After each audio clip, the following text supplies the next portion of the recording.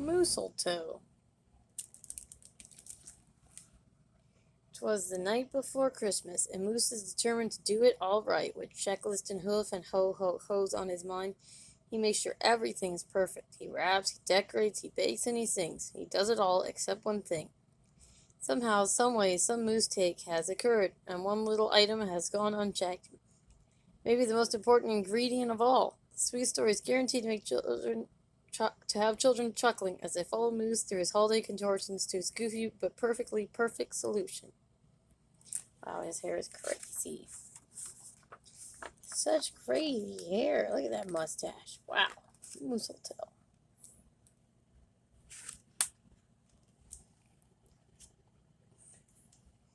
'Twas the season and Moose was merry. He joyfully tickled the ivories with a tuneful of tidings and a flurry of fa-la-las. He was so full of ho-ho-hos, even his moustache had the holiday spirit.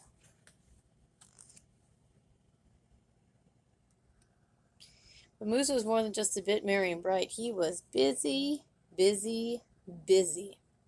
There was a lot to be done on his list of to-dos, but with orderly organization, a bit of regimentation, lots of imagination, and just plain old Moose know-how, getting ready for the big day should have been simple, easy, yet in all probability just perfectly perfect. He wasted not one merry minute. Moose got moving and got some hustle into the holiday bustle. He went to work, he wrote cards and letters till his hooves hurt. Check. He shopped till he dropped. Check. He hauled home boxes and bags and presents galore. Moose of gifts for everyone stacked from ceiling to floor. Check, check, check. Then he rapped yo, yo, yo, and he ribboned ho, ho, ho. And on each and every package he tied a big, beautiful bow. Check and double check so far. So simple, so easy, so perfectly perfect. Another look at the list, and Moose headed for the kitchen. He pulled out the pots, pans, and bowls, sifted through stacks and racks of cookbooks. He whisked with his left, spooned with his right. Moose baked tons of tins of cookies. Check. Dozens of cakes, breads, and sweets. Check, check, check. He made jellies, sticky jams. Moose roasted a goose and some chestnuts. He toasted marshmallows and yams. Check, check, check. Triple check. Yes, yes. So simple, so easy. But of course, so perfectly perfect. Decorations were up next on his list of things to do and get done, so Moose decked the halls, then spruced up the walls. He beaded, bowed, and mistletoed. He gathered garlands, roped wreaths, and holly, jingled bells, sang Noels. Oh, good golly, this Moose was jolly. Check, check, check, check, check, check, check. Last but not least, he hung all the stockings, each and every one with special care. And just in time, too, soon Santa would be there. Check and final check. Yes, sirree. Getting ready for Christmas was an absolute snap. And so simple, so easy. And if he did say so himself, Moose thought totally, utterly, completely, perfectly perfect. On that night before Christmas, Mother, little Sissy, Bucky, and Junior looked all through the house. What a job Moose had done. Everything looked bountiful, festive, quite fine indeed.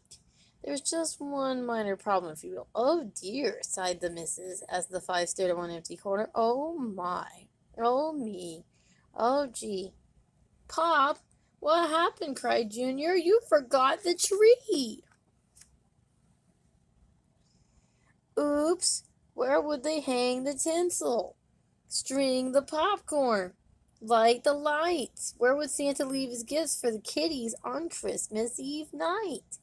So Moose pulled on his galoshes and put on his hat.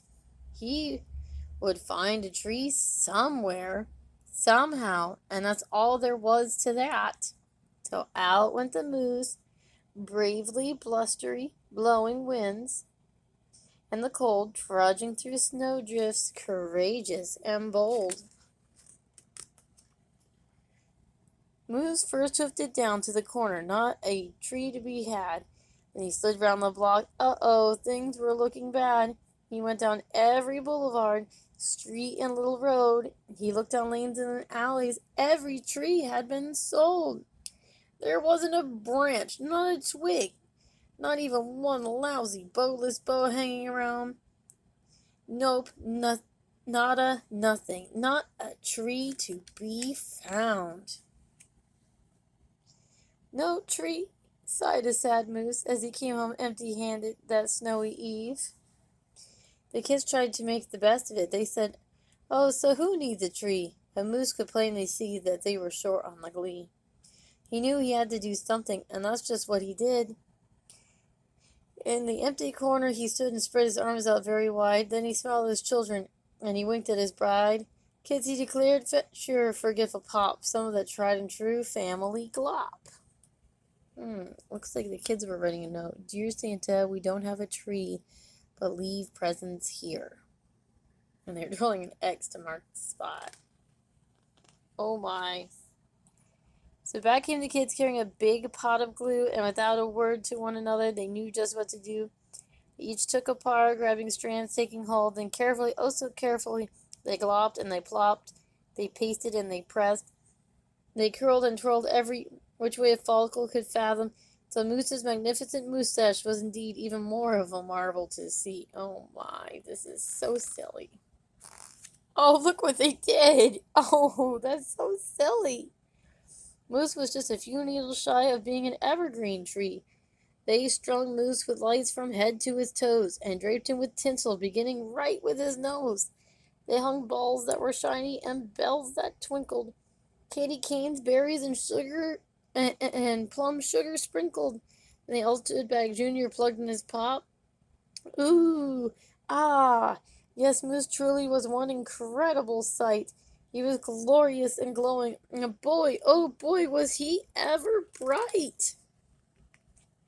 And Junior placed the star on the top of Moose's head. He gave him a kiss and a pat, and they all headed off to bed.